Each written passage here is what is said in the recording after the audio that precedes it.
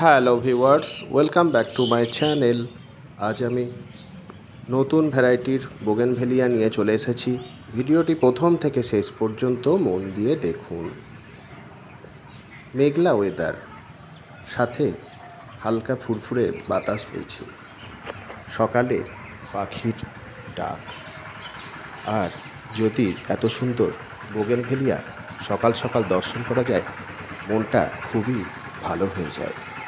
হ্যাঁ বন্ধুরা, আপনারা যারা বোগেনভেলিয়া ভালোবাসেন বা বাগান বিলাস কবিগুরু রবীন্দ্রনাথ ঠাকুরের বড় শখ করে দেওয়া নাম। সত্যি যে বাগান বিলাস, বাগানের সৌন্দর্য এরা বহু গুণ বাড়িয়ে দেয়। হ্যাঁ, যারা ভালোবাসেন লাল বোগেনভেলিয়া, আমি বলবো ভিডিওটি আজ তাদের জন্য।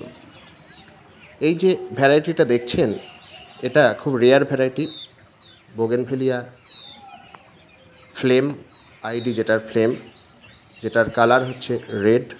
খুব সুন্দর দেখুন, গর্ভকেশর, পুংকেশর দণ্ডগুলো খুব সুন্দর দেখতে হয়। আর প্রচণ্ড গরম, আপনারা জানেন টেম্পারেচার প্রচণ্ড, সেই জন্য কী হচ্ছে, সামান্য একটু কালারের হেরফের হচ্ছে। এটা টকটকে লালই দেখায়, একটু বলতে পারেন হালকা লালের সাথে একটু রানী টাইপের ছাপ আসছে।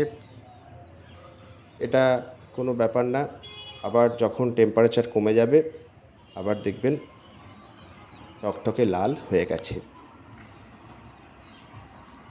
তাই ফ্লেম খুবই রেয়ার ভ্যারাইটি, বেশ কস্টলি,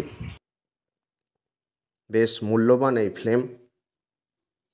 আপনারা ভালো নামকরা নার্সারিতে অবশ্যই পেয়ে যাবেন। চাইলে আপনারা নার্সারি থেকে এই ফ্লেম কিনে আনতে পারেন। যেহেতু আমরা টবে বোগেনভেলিয়া করব, সবসময় আমি বলবো যে ওয়েল ড্রেনেজ সয়েল হওয়া জরুরি। কেননা যে জল জমে যাওয়া একদমই পছন্দ করে না।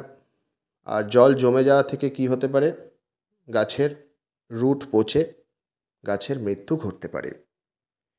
সেই জন্যে আপনাদের বলবো সব সময় মাটিটা যেন হালকা বালিযুক্ত হয়, সেইভাবে আপনারা মাটি প্রস্তুত করবেন। কি করবেন, যদি বেলে দোআঁশ মাটি থাকে আপনাদের কাছে তাহলে তো খুবই ভালো হয়। আর যদি না থাকে তাহলে আপনারা যে কোনো গার্ডেন সয়েল নেবেন 40%। আর কি করবেন, 40% নেবেন হচ্ছে নদীর সাদা বালি। যদি নদীর সাদা বালি না পান তাহলে আপনারা লাল বালি, যেটা বাড়ি তৈরির কাজে লাগে, সেই লাল বালি আপনারা নিতে পারেন। তাহলে 40 80 হয়ে গেল, 80%। আর 20% নেবেন হচ্ছে যে কোনো কম্পোস্ট, যেটা পাতা পচা হতে পারে, বা আপনার কাউডাং কম্পোস্ট হতে পারে, বা আপনার ভার্মি কম্পোস্ট হতে পারে। আর 10 থেকে 12 ইঞ্চি টবের জন্য 2 মুঠো নিমখোল আপনারা সাথে ছড়িয়ে দেবেন। আর কি দেবেন, 1 চামচ সিঙ্গেল সুপার ফসফেট, যেটা হচ্ছে আপনার রুটের ভালো ডেভেলপমেন্ট ঘটাবে। আর নিমখোলটা কি করবে, যে মাটিতে ক্ষতিকারক যে পোকামাকড়, পিঁপড়ে, কেঁচো, ছোট ছোট শামুক, কৃমি সব মারা যাবে। আর বড় টবের জন্য 2 চামচ বোন ডাস্ট, 2 চামচ হর্ন ডাস্ট, 2 চামচ লেদার মিল একসাথে ভালো করে মিশিয়ে নিয়ে মাটিটি 1 মাস আগে থেকে প্রস্তুত করে রাখবেন। দিয়ে আপনারা 1 মাস পরে এই আপনাদের সুন্দর ফ্লেম বোগেনভেলিয়া চারা প্রতিস্থাপন করবেন। প্রথমেই বড় টবে দেবেন না, আস্তে আস্তে এর পট চেঞ্জ করবেন। আর এই গাছ আপনাদের চিন্তার কারণ নেই। ধরুন আপনাদের একটা 8 ইঞ্চি পটে এই গাছ বসিয়েছেন, এদের 2 বছর পরেও চেঞ্জ করলে অসুবিধা হয় না। অন্যান্য গাছে আমরা কি করি, যেমন 1 বছর অন্তর চেঞ্জ করি, এদের 2-3 বছর পরও যদি আপনারা চেঞ্জ করেন সেই সাইজ থেকে, অসুবিধা এদের হয় না। আর আমি তো সবসময় বলি বোগেনভেলিয়া গাছকে যে পেটুক গাছ, প্রচণ্ড খেতে ভালোবাসে। অতএব আপনারা খাবার এদেরকে দেবেন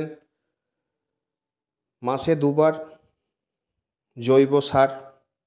আমার চ্যানেলের যারা নিয়মিত দর্শক তারা জানেন মিক্সড ফার্টিলাইজার যেটা আমি তৈরি করি, সেইভাবে জৈব সার মাটিতে প্রয়োগ করুন, দিয়ে মাটিতে মালচিং করে দিয়ে জল দিয়ে দেবেন। পাতলা করে সর্ষের খোল ভেজা লিকুইড যে ফার্টিলাইজার সেটা দেবেন। পেঁয়াজের খোসা, কলার খোসা একসাথে ভিজিয়ে রেখে সেই জল আপনারা এই গোড়াতে দেবেন, তাহলে পটাশিয়ামের চাহিদা মিটবে জৈবভাবে। কেন রাসায়নিক সার সেভাবে প্রয়োগ করা উচিত না, খুব প্রয়োজন ছাড়া, কারণ মাটি নষ্ট হয়ে যায়। তা জৈব সারের ওপরই গাছ করা আমার মনে হয় ভালো, মানে গাছ বেশি দিন বাঁচে এতে। এইবার অনেক সময় রাসায়নিক সার দিতে হয় যখন গাছে ফুল ফল আসছে না, তখন আমরা রাসায়নিক সার প্রয়োগ করি। আর ফাঙ্গিসাইড স্প্রে করতে হবে 7 দিন অন্তর, কারণ ফাঙ্গাস লাগে। আর মাটিতে তো নিমখোল মাসে 1 বার করে তো দিতেই হবে, যদিও বা আমরা মিক্সড সারের সঙ্গে দিচ্ছি, মাসে তো 2 বার খাবার দেবই আমরা। আর শীতের আগে আমরা এর প্রুনিং করে দেবো। প্রুনিংটা অবশ্যই করা দরকার, কারণ ছাদ বাগানের আমাদের গাছ বেশি লম্বা আমরা করব না। প্রুনিং করলে অনেক ব্রাঞ্চ বেরোবে, এতে আরও প্রচুর ফুল ফুটবে। আর মাইক্রোনিউট্রিয়েন্ট আপনারা পাতাতে স্প্রে করতে পারেন মাসে 1 বার, এতে ভালো গাছের বৃদ্ধি হবে। এমনি একটা গাছের নর্মালি বৃদ্ধির জন্য এনপিকে ঠিকমতো পরিমাণ জরুরি, নাইট্রোজেন, ফসফেট, পটাশিয়াম, এই 3টে তো দরকারই। এছাড়াও অনুখাদ্য আমাদের মাসে 1 বার করে স্প্রে করা দরকার। তাহলে আপনারা লিকুইড যে খাবারগুলো বললাম, আর আরেকটা করতে পারেন, যারা সবজির খোসা যেগুলো ফেলে না দিয়ে ভিজিয়ে রেখে সেই জল আপনারা গাছের গোড়াতে দিয়ে দিন। প্লাস সেই যে খোসাগুলো যেগুলো ভিজে যাওয়া খোসা, সেগুলোতে একটা মাটিতে ফেলে রাখুন। 2 মাস 3 মাস পরে থেকে সেই মাটি একসঙ্গে মিশে যাবে, পচে যাবে, সেই মাটি আপনারা টবের মধ্যে ব্যবহার করতে পারেন, খুব ভালো উপকার পাবেন। তা লিকুইড ফার্টিলাইজারগুলো আপনারা ওই 7 দিন অন্তর দিতে পারেন। আর এখন যেহেতু ফুল আছে প্রচুর, এখন আপনারা কলার খোসা, পেঁয়াজের খোসা একসাথে যে জলটা, সেটা আপনারা দেবেন, কারণ এখন গাছের পটাশিয়ামের চাহিদা থাকে, ফুলের কালার ভালো হবে। আর সানলাইট তো এরা পছন্দ করে, অন্তত আপনাদের যে জায়গায় 7 থেকে 8 ঘন্টা রোদ আসে সেইরকম জায়গায় আপনারা এই ফ্লেমকে রাখুন। তাহলে কি হবে, আপনাদের গাছে প্রচুর ফুলে ভরে যাবে। কেননা ছাওয়াতে সেভাবে ফুল হয় না, ঠিকমতো সূর্যালোক না পেলে, গাছ ঠিকমতো খাবার তৈরি করতে না পারলে সেভাবে আপনাদের গাছে ফুল পাবেন না। তাহলে আমি একটাই বলবো যে এদের ঠিকমতো খাবারটা দেবেন, কারণ এরা পেটুক গাছ, খেতে দিতে হবে এদের। আর জলের ব্যাপারে বলবো, জলটা আপনাদের কিন্তু বুঝে দিতে হবে, মানে বেশি দেয়া যাবে না। দেখা যাচ্ছে চপচপে করে ভিজিয়ে দিচ্ছেন, সেভাবে জল দেয়া যাবে না। আগে মাটিটা দেখে নেবেন যে ভিজে আছে কিনা, যদি দেখেন যে ভেজা ভেজা ভাব আছে তখন জল দেবেন না। যখন শুকিয়ে যাবে ওপরের মাটি, মোটামুটি ধরুন ওই 1 থেকে 1.5 ইঞ্চি একটু দেখে নেবেন যে ওপরটা শুকিয়ে গেছে, তখনই জল দেবেন। কারণ বেশি জল দেওয়া মানে কিন্তু গাছ হরহর করে বেড়ে যাবে আর কি, পাতা ছাড়বে অনেক, ফুল কম হবে, ফুল সেভাবে হবে না, বেশি জল দিলে হবে না। বোগেনভেলিয়ার মেন হচ্ছে জল। এই জল দেওয়াটা যেদিন শিখে যাবেন আপনারা, সেদিন দেখবেন আপনাদের গাছে প্রচুর ফুল ফুটেছে। আশা করছি যারা বোগেনভেলিয়া প্রেমী আজকে আমার এই নতুন ভ্যারাইটির বোগেনভেলিয়া গাছ দেখে খুবই আনন্দিত হবেন।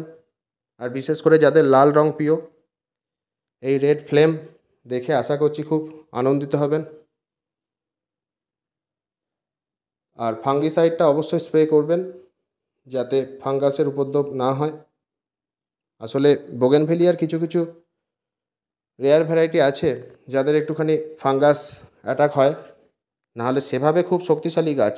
বোগেনভেলিয়া চট করে কিন্তু কোনো রোগ পোকা হয় না, সেভাবে আমাদের কোনো কীটনাশক স্প্রে করতে হয় না। যাই হোক, আশা করছি আপনাদের এই ভিডিওটি ভালো লেগেছে। যদি ভিডিওটি ভালো লেগে থাকে অবশ্যই লাইক করুন, বন্ধুদের সাথে বেশি পরিমাণে শেয়ার করুন, কিছু জানতে আমায় কমেন্ট করুন, আর যারা নতুন তারা চ্যানেলটি সাবস্ক্রাইব করুন। থ্যাংক